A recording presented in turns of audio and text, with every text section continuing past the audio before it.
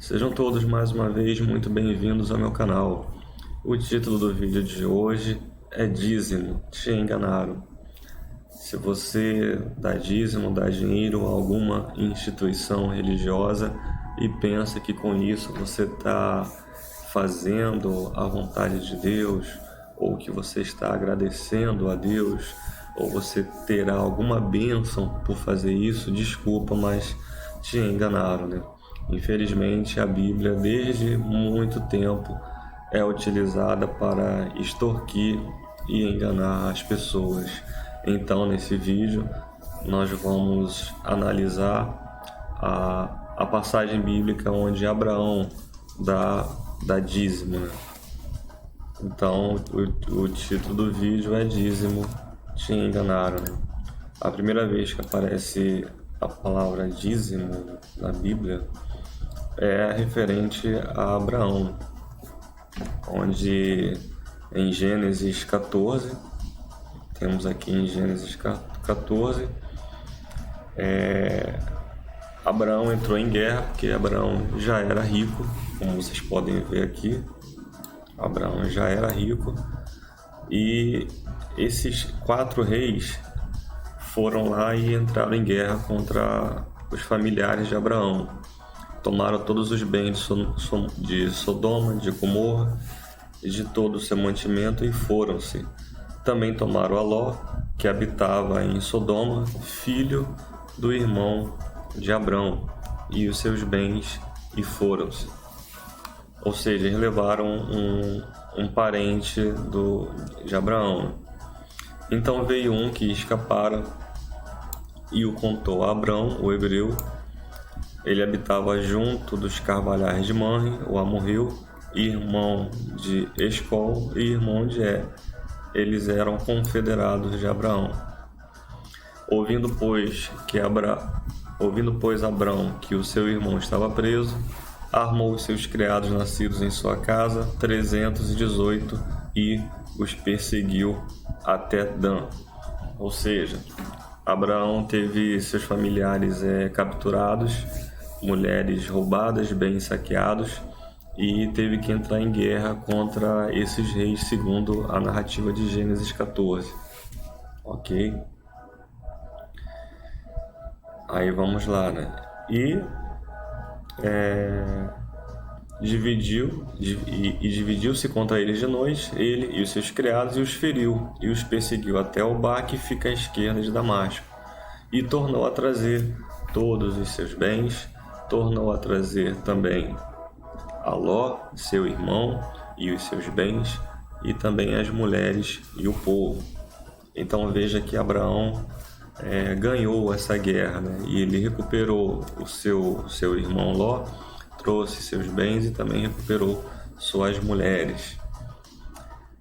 Aí vamos continuar, né?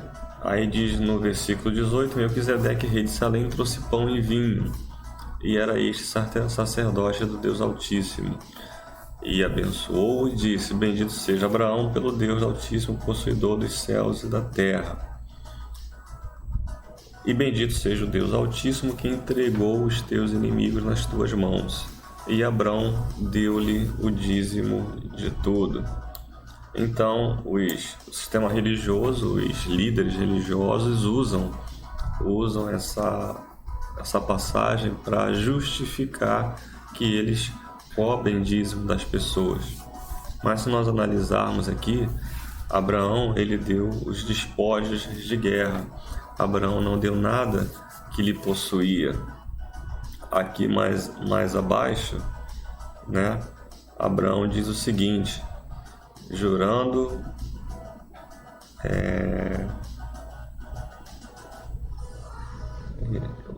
Abraão diz o seguinte,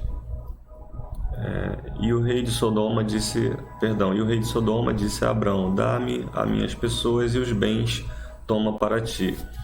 Abraão, porém, disse ao rei de Sodoma: levantei minha mão ao Senhor, o Deus Altíssimo, possuidor dos céus e da terra, jurando que desde um fio até a correia de um sapato não tomarei coisa alguma de tudo que é teu, para que não digas: eu enriqueci a Abraão. Ou seja, Abraão, ele deu os despojos de guerra, ele não deu nada daquilo que possuía.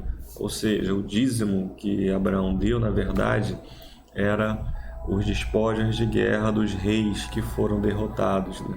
Seria como se hoje você brigasse com o seu vizinho. Vamos dar aqui um exemplo. Vamos supor que você brigasse com o seu vizinho, pegasse todos os bens, porque você derrotou seu vizinho em uma guerra, vamos dizer assim, pegasse os bens do seu vizinho e desse como dízimo, né? Então, por aí já dá para perceber que se você fizer isso hoje, nos dias atuais, você seria preso, né? Você poderia ser preso, né? Então, isso não existe, né? Então, essa passagem que os líderes religiosos utilizam para justificar pedir dízimo das pessoas, né, está totalmente fora de contexto e, infelizmente, o intuito é apenas enganar as pessoas e extorquir o dinheiro delas, né? Pode ser que exista pessoas boas, porque em todo lugar há pessoas boas e ruins. Pode ser que exista uma instituição melhorzinha, mas no geral todas elas usam do engano, usam do artifício de enganar as pessoas para obter delas o suor do trabalho que essas pessoas labutam no dia a dia, né?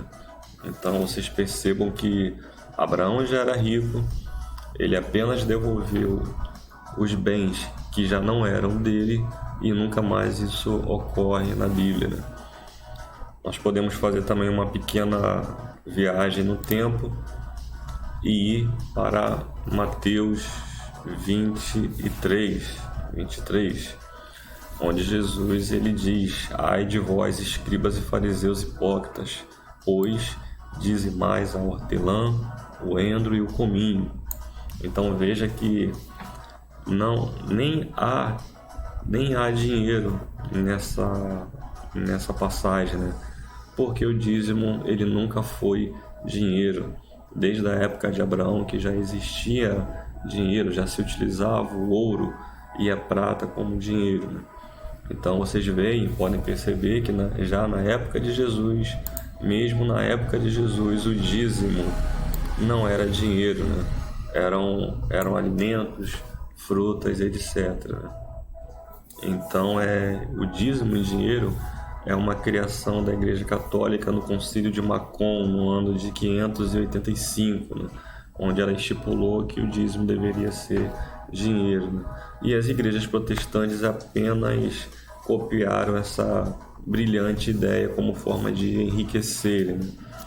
Nós temos aqui também em Marcos 10:17, né, onde um jovem questiona Jesus sobre o que fazer, né, para ser salvo. Ele diz: bom mestre, que farei para herdar a vida eterna?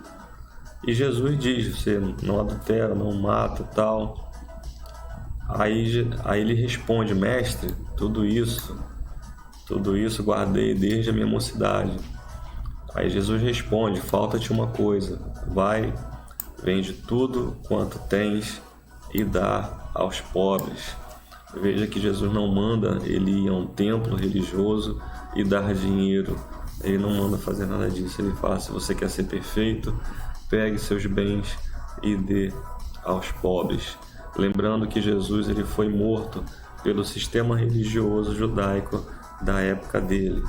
Ou seja, né, o mesmo sistema religioso que já imperava naquela época é o sistema religioso que há hoje em dia, que vive para enganar e extorquir as pessoas para arrecadar dinheiro de pessoas que trabalham honestamente, né?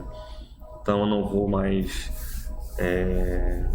me alongar nesse vídeo, mas eu queria apenas mostrar que o dízimo de Abraão, onde a Bíblia menciona o dízimo de Abraão, ele não tem nada a ver com o dízimo que se cobra nas igrejas, né? E você, infelizmente, foi enganado. Eu espero que todos tenham entendido e até a próxima e um abraço a todos.